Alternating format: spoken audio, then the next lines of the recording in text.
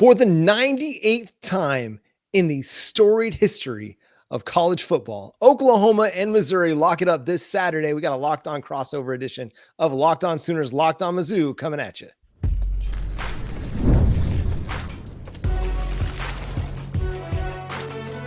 You are Locked On College Crossover, part of the Locked On Podcast Network. Your team every day.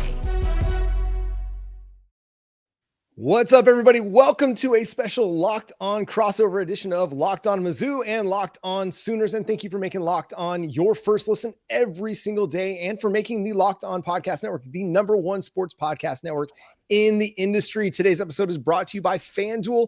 Right now, new customers can bet just $5. And if your bet wins, you'll get $300 in bonus bets to use across the app. Download the app today. He's John Miller of Locked On Mizzou. I'm John Williams of Locked On Sooners. And John, there are a ton of storylines going into this one, kind of similar to last year where maybe the stories were a little bit different because a lot of people had Brent Venables on the hot seat as the season was unfolding, but it's your coach. There might be a little bit of transition talk happening. What's going on with the Eli Drinkwitz rumors about potentially leaving Mizzou? Yeah, just quickly for all you Sooner fans out there, especially, it just seems like everybody outside of the Missouri program, is waiting for Eli Drinkwitz to leave, and it seems like everybody inside the Missouri program is pretty optimistic that he's going to stay. And of course, the only person who can really answer that question is Eli himself. We'll find out here in the next couple weeks or so. It's one of those things when you're a coach that's kind of risen through the ranks and all the way down the ranks, like coaching in Alma, Oklahoma. If anybody is aware of where Alma is, it's about as remote as you can get in Oklahoma. Starting there and then just kind of working your way up, the natural inclination is to believe that maybe there's another job, there's another job, there's another job. But I'm just of the mind, man, that if you find a job like Eli Drinkwitz has, like Lane Kiffin has, where you've created success for yourself and you have established some security, man, why not just enjoy the security and just keep building what you're building? I agree with you. I totally agree with you. In fact, I think what a lot of people who maybe are traditional football fans of a Penn State or an LSU type of program, I think they're maybe underestimating the risk that especially Eli Drinkwitz and even Lane Kiffin would be taking from leaving what is a very advantageous perch that you have right now. And to your point, of course, it's natural for coaches to want to rise up the ranks, but to me, once you're in the SEC, once you're in the Big Ten, especially if it's not, Northwestern or Rutgers or something, I don't know that the difference is enough to take said risk. That's the way I'm looking at it. But I hope Eli Drinkwitz agrees with me. Let's put it that way. Right now, I'm betting that he will. Yeah, and it's always going to be one of those things. Every coaching cycle, they're always going to look for the coach that's having success, that isn't out of blue blood. That hasn't just signed a contract. He signed one the previous offseason, so he's not even necessarily needing an extension right now. And I think people are maybe reading a little bit too much into that at times too. Right. And so the national media is always going to look to that guy to say, hey, you know what? He can step up, but you know what? There's something to be said in life for being content with where you're at. And Eli Drinkwitz is doing a great job at Mizzou. I've kind of come around on Eli, and I know that some Oklahoma fans may not like to hear that, but let's talk quarterbacks because that's an interesting storyline going into this one as well, because Bo Pribula played really well throughout the season, got injured a few weeks back. And then it's been Matt Zollers, who has had some up and down moments as true freshmen do. What do you make of the quarterback situation going into Saturday? Who do you think is going to start for Missouri? Well, it really sounds like Matt Zollers is still going to be your starter, but based on everything I'm hearing, I think Pribula is going to be active and dressed out in the game as at least a backup, maybe an emergency quarterback. I'd say based on Missouri's situation, I would think if Zollers, if for whatever reason is knocked out of the game with injury or maybe is ineffective, I think that would take a lot at this point. I think Missouri still wants to be careful with Pribula because against Vanderbilt, like you said, he got injured. I mean, his ankle popped out of socket. He dislocated the thing. He's in an air cast. At that moment, I was thought, that's be the last we'll see of Bo Pribula this season, but kind of miraculously, it was able to be popped back in and no other complications beyond that. So Pribula was on Faroe Field warming up last week. It seems like he's definitely trending toward playing at some point this year. And Drinkwitz came out and said, hey, whenever he's healthy, he's going to be our starter. It just doesn't look like that's going to be this week against Oklahoma. I think there's a balance at play there. You want to play the guy that gives you the best opportunity to win every single game. At the same time, if he's not 100%, what's the risk? What's the point of putting him at risk in 2025? And I'm not going to sit here and say Missouri doesn't have anything to play for. There's always something to play for, of course, but it's this more long-term. If you don't want to suffer a setback that has you looking into 2026 and you're like, and Pribula has one more year as a of eligibility at Missouri, or indeed wherever he could end up next season. So yeah, if you're Missouri, you certainly don't want to be reckless with his health whatsoever. It's kind of a miracle that he's even practicing and on the field running at this point after what we saw just about a month ago. It really is. I mean, there must be something in the waters there, because we saw the same thing out of Brady Cook, right? Like, he gets injured and then he goes to the hospital and then he comes back and he finishes the game. Like, I don't know what it is up with Eli Drinkwitz. Something in those ankle joints down in Columbia. I don't know what to tell you. Did he pick something up when he was out at Appalachian State, like from the mountain people just bringing in some of that mountain, juju? I don't know what it is, but what do you make of this game as you look at it from Missouri's perspective? What do you think is going to be kind of the biggest storyline for the Tigers heading into it? Well, simply put, I mean, there's been a lot of talk nationally, of course, about how Missouri is down to their third string true freshman quarterback. But I will say, even before the Pribula injury, the Missouri offense had been struggling the last couple weeks or so. And I simply put, is Missouri going to be able to score enough in this game to win? Because the Missouri defense is good enough. I don't have any questions about that. But are they going to be able to score enough points, again, in Norman against what's probably an even better defense, arguably, than what Missouri has? I think these are two of the best defenses clearly in the country, certainly in the SEC.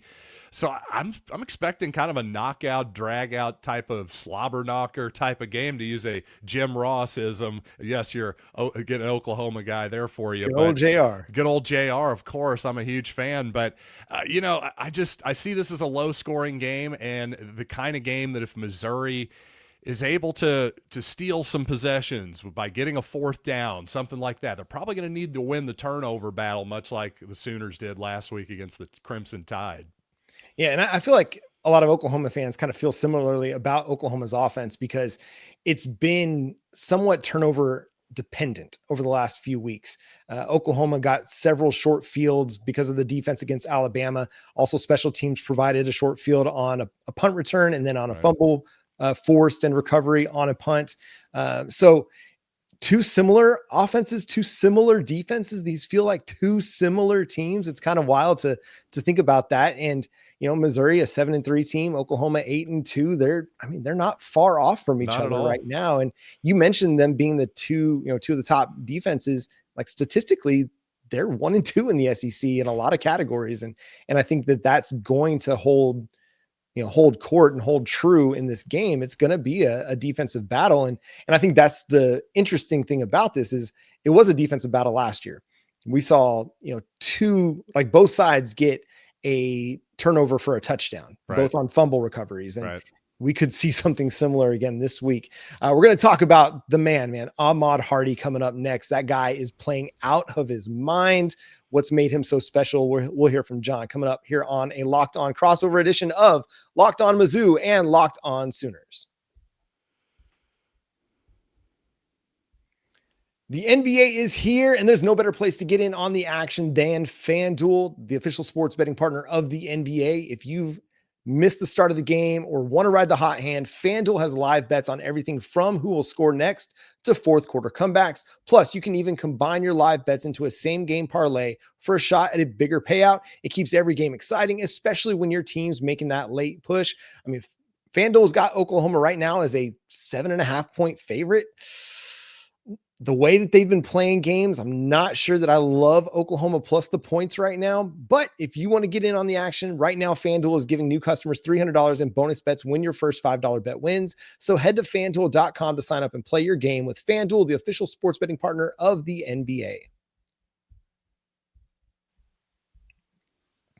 Again, thanks for making Locked On Mizzou and Locked On Sooners your first listen every single day, and for making the Locked On Podcast Network the #1 sports podcast network in the industry. John, we got to talk Ahmad Hardy. 300 rushing yards against Mississippi State.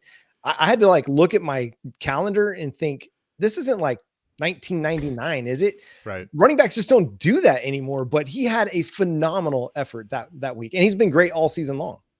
Yeah, I think what that proved is just when you give Ahmad Hardy, if your offensive line can give him a yard or two, really that's it. He's almost impossible to stop because once you get him to the outside, Missouri runs a lot of outside zone.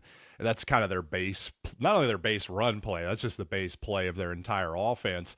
And when it gets going, if you can get him to the outside, now you're talking about the best running back in the country, I would say, in terms of broken tackles, yards after contact. Now you're asking a bunch of defensive backs to tackle him, and that's bad news. So what's interesting to me is Oklahoma obviously has an excellent run defense, and they tend to not let you get very many yards, those offensive line yards. So I think Ahmad Hardy's probably going to be getting hit at the line of scrimmage or even in the backfield quite a bit. If that's not the case, obviously Missouri's got a lot better chance to win. That's the part that worries me a lot about the Missouri offense. Beyond the passing game, just can the Sooners really muck up that Missouri rushing attack? We've seen Auburn do it before, so it's certainly not impossible. It's the matchup of the game. It's Missouri's offensive line versus Oklahoma's defensive front, the front seven, really, because they've got to account for all those guys, the defensive linemen, the linebackers, because the linebackers will attack downhill. They'll get to the edges and they'll, try to make things difficult. And if they can get one or two guys, they got to get two guys to Ahmad Hardy. You've got to tackle in tandem. This has got to be a team defense type of a game. They can't rely on one guy in space making the play every single time. So it's got to be a group effort, because like you mentioned, he's hard to bring down. Brent Venables mentioned it in his press conference on Tuesday. He has almost 1,000 yards after contact this season, which is just an insane number when you think about it. The most missed tackles force, or I think maybe third in the nation in missed tackles force this year. So he's going to create some big plays just because he can run through tackles.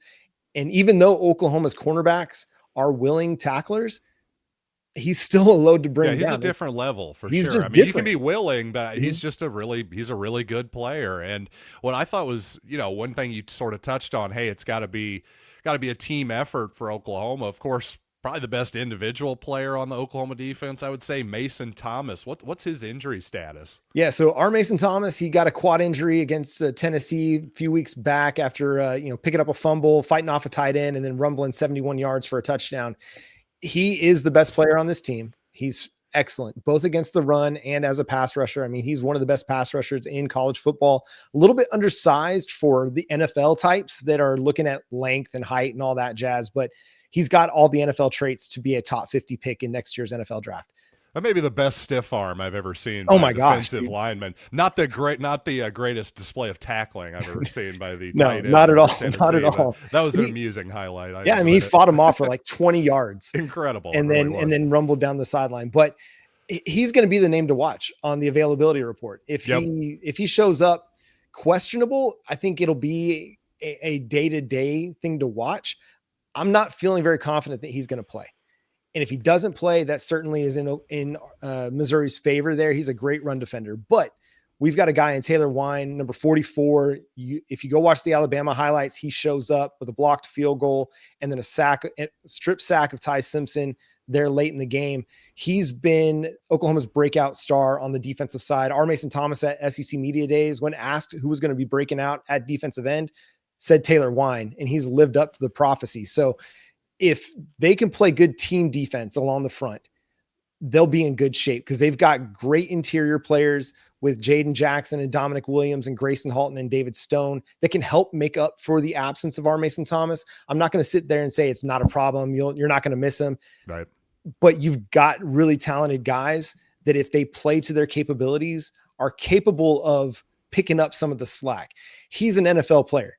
You don't just replace NFL players out of your lineup. So he's a dude that's going to be missed if he can't play. But again, Oklahoma's really deep. And this is the thing that Brent Venables has been building towards, is having a 4 and 5 man rotation along the defensive line at both edge spots and at defensive tackle, so that when an injury happens, you're not having as big of a step back in talent and productivity. So still, Marvin Jones Jr., veteran defensive end that's been at Georgia, Florida State, now at Oklahoma. They've got guys that are capable, especially defending the run. They just don't have that dude that is going to be playing at the next level and playing really, really well. And this is a really fascinating thing. And I think maybe Oklahoma fans may not be aware, and a lot of maybe SEC fans may not be aware, but Missouri, they're really good along the defensive front as well. And they've got Absolutely. some pass rushers that are going to create problems for our true freshman offensive tackles, Michael Fasusi and Ryan Foe-Jay. Talk to us a little bit about those guys and what's made them so good this year.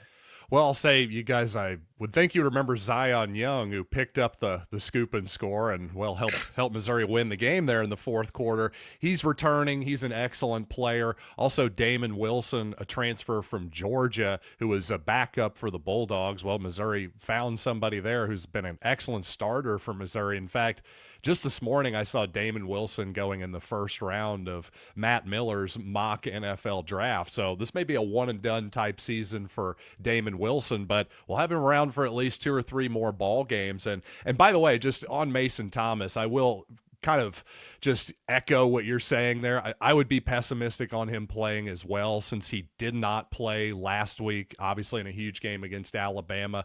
It's a pretty quick turnaround for a soft tissue quad type of injury, and you want to be careful with those, because if you want to have him for a potential college football playoff run, you don't want to mess with that. So you just kind of got to give those as much time as they need to recover, I would say. You just got to hope that your depth is able to step up. That's really what it comes down to. You've got big aspirations this year. You don't want to lose him for a potential playoff run.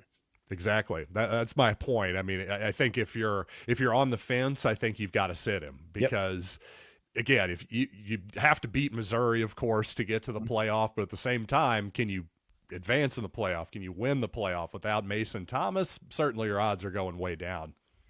Yeah. I mean, you're going to want to have that guy, because if you get matched up against a Notre Dame, that's going to be a great offensive line. If you get, I mean, I don't want to get ahead of ourselves, because I don't want to sit here and act like it's a foregone conclusion that Oklahoma's in the playoff, but I appreciate the hypothetical discussion, because it is it's part of the discussion is all I'm saying. It is. You have to at least don't want to risk it if it's a 50-50 thing. To me, it's kind of similar to Bo Pribula.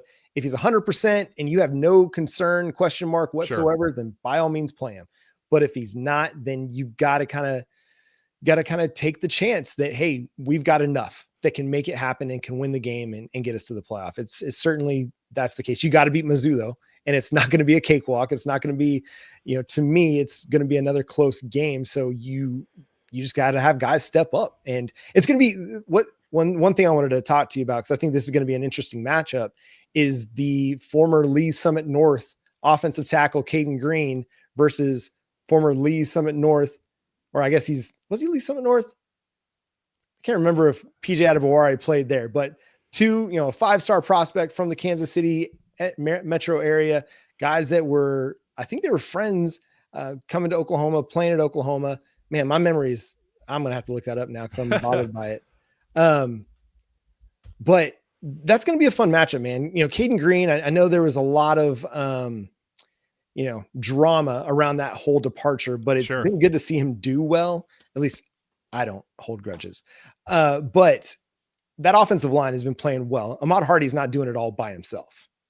Yeah, that's true. And really, the Missouri offensive line, I would say it's been up and down. I really would. And part of that has been the just inability to early in the season, in the off season, let's just say, of solidifying the left tackle position, because Kaden Green was a preseason All-American as a left guard. And then with maybe 2-3 weeks before the season, the Tigers go, hey, how about you play tackle? How's that sound? So obviously that was not an ideal circumstance for Missouri, but maybe considering all that late season shuffling, it's gone okay. But, I think a lot of the times when Ahmad Hardy, I'll just say this, when Ahmad Hardy, when you've seen his numbers in the box score and maybe they haven't been as good as you would have liked in your daily fantasy lineup, for example, probably it was more about up front than the performance by the back himself.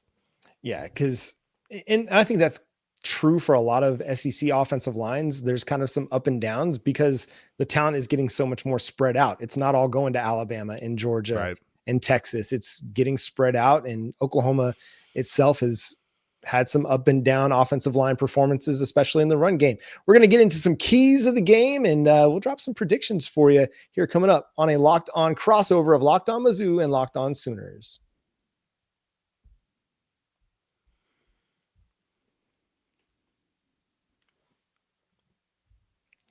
Again, thanks for making Locked On Mizzou, Locked On Sooners your first listens every single day. Subscribe to our shows wherever you get your podcasts. We're part of the Locked On Podcast Network, your team every day. And thanks for making Locked On the #1 sports podcast network in the industry. I had to look it up because I'm just OCD about that stuff. PJ Adebawari went to North Kansas City High School. There you go. Close enough. Close enough. Probably played against each other, but I'm giving you partial credit as your professor. Yeah, there you go. Both part of that 2023 recruiting class for the Oklahoma Sooners. But yeah, there's going to be so many interesting matchups. I kind of want to get your take on this though before we get to keys. Is what have you made of Matt Zoller's performance as a true freshman? Because listen, you should not hold everything that you see from a true freshman against a true freshman. There's going to be ups and downs. Sure. Well, oddly enough, about this time last season in high school, Matt Zollers suffered a pretty similar ankle injury to what Bo Pribula suffered just about a month ago against Vanderbilt. So with that being said, and with, of course, Pribula on the roster, with Sam Horn, who was on the roster, got hurt in week 1. He was another former 4-star, top 100 overall type player out of high school in his own right. There was never any expectation that Matt Zollers was going to play meaningful football this season. And yet here he is making now, I believe, his 3rd start. Correct me if I'm wrong off the top of my head. I may have that wrong, but I think it's his 3rd start. Regardless, I think you've seen exactly what you'd expect from a true freshman in those circumstances. You've seen him look overwhelmed at times. And then there's other times, last week, that first touchdown the Missouri scored, put that on tape. That's about as pretty of a throw as you're going to see this season to Donovan Olubade, and an even better catch by that true freshman too. So, Zollers for me, he's a guy who has a tremendous amount of physical talent. He's also a guy who played basketball and played baseball in high school. He's a guy who's going to need more time. And so I think we're seeing about what I would expected to see from Zollers this year, a kid who's thrown into less than ideal circumstances. I feel just as optimistic about his future as I ever did, quite honestly, maybe even better, because he's kind of getting this, this action early. The hard stuff, he's getting it early. Maybe we'll get it out of the way. Yeah, it's good to get those reps, get those snaps, because that's the best way to learn. And if you're the 3rd team quarterback or you're on the scout team, there's only so much you can learn when you're wearing a green no contact jersey. There just is. Exactly. And the good ones, they're able to figure out the things they didn't do well and improve upon those things in the offseason. So all this stuff is very valuable. It's going to be a tough start this week against Oklahoma. But for John Mateer, talk about Oklahoma's quarterback, because we got to the 3rd segment. We haven't even really touched on that. Oklahoma's quarterback in their passing game has to figure out another level to their production and to their efficiency. It's just been too up and down since the Auburn game. John Mateer doesn't seem like he's been the same kind of a player, the same player with confidence that we saw against Michigan and against Auburn early in the season. It's just been too timid at times. And I think for Oklahoma to take their offense to another level, to take it to a next step, to beat Missouri, to beat LSU, John Mateer has to play better. He has to play a little bit more aggressively. He has to play quicker, play on time, and not be so reserved. Now, we don't want him to turn the ball over. We don't want him to be foolish with the football. But when the throw is there, he's got to make the throw. And against a Missouri defense that's going to have a good pass rush, that's going to make life difficult in the passing game, when the throws are there, he's got to uncork it and just let it loose, man. And because the run game has been very inconsistent for Oklahoma. And so I'm not necessarily banking on Oklahoma's offense to go out there and score 30 against Missouri, but they got to find something. Yeah, the thing with Mateer is I'm curious how much you think his inconsistencies have to do with his hand injury, but also I know Mateer's a guy who likes to run the football. I think Missouri's done a really good job of defending against the quarterback run for the most part. Not just this year, really the last 2 seasons under their defensive coordinator, Corey Batoon. So there are a lot of things about this matchup that do favor Missouri, at least in terms of making it a close game. For me, even though John Mateer has had his inconsistencies, when I get back to it, a game in Norman, the experience that Mateer has versus the obvious lack of experience that Zollers has, to me, that's just too much. I just, as much as I love to be a Missouri homer, I just can't pick the Tigers to win on Saturday simply because of that reason. Again, there's a case to be made for a Missouri victory. I just think they'll have to win the turnover battle and, just have special teams and that type of thing go their way, when unfortunately I think special teams is a massive advantage for Oklahoma. Yeah, the way that Tate Sandel's been kicking, the way that Grayson Miller's been punting, Isaiah Satania, he's good for a solid return like every game, it seems like. And as long as they take care of the football, they'll be in a good spot to win this game. A lot of it's going to come down to how Oklahoma defends Ahmad Hardy in the trenches, because Missouri's going to run the ball. And when you're not sure that they're going to run the ball, they're probably going to run the ball. When it's 1st and 10, they're probably going to run it. 2nd and 10, they're probably going to run it. 3rd and 10, I hope so, because sometimes a lot of Missouri fans will be going, why aren't they sticking to it more with it?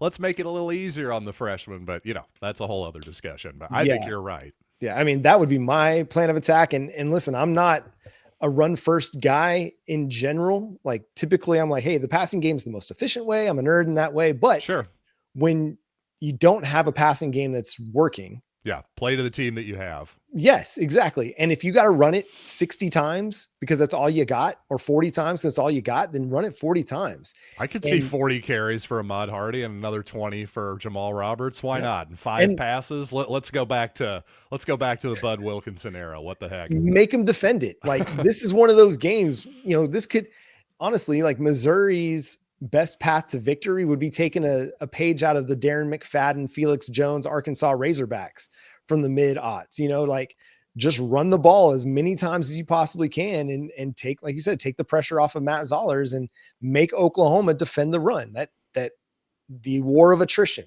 playing 3 yards at a time. If you can do that and you can be effective that way, listen, it gives you a chance. But, it's a game. Listen, I feel confident in Oklahoma being able to go win the game, but they got to go win the game.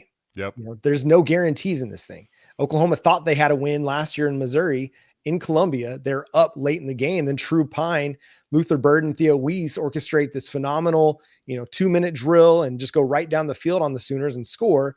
And then we get the Jackson Arnold fumble that gets scooped up, by Zion and run in for a touchdown. So things can change in an instant. The turnover battle, like you mentioned, is going to be huge. If Oklahoma plays the way they've played the last couple of weeks against Alabama and Missouri, I think they come out of there with a win. Yeah, well, I have a tough time disagreeing with that. I really do. And I will say this, it's going to be we're going to see a lot of each other the next few years. The rivalry, Oklahoma, Missouri, going to be one of those annual rivalries in the SEC. And you brought up Kaden Green, you brought up Theo Weiss. Michael Fasusi was a guy Missouri was certainly after, and now he's a true freshman starting on the offensive line for the Sooners. Just seems like these two programs are going to be butting heads a lot on and off the field over the next few years. Yeah, absolutely. Because they both want to recruit the same area as well. Yep. And honestly, like you play each other 97 times.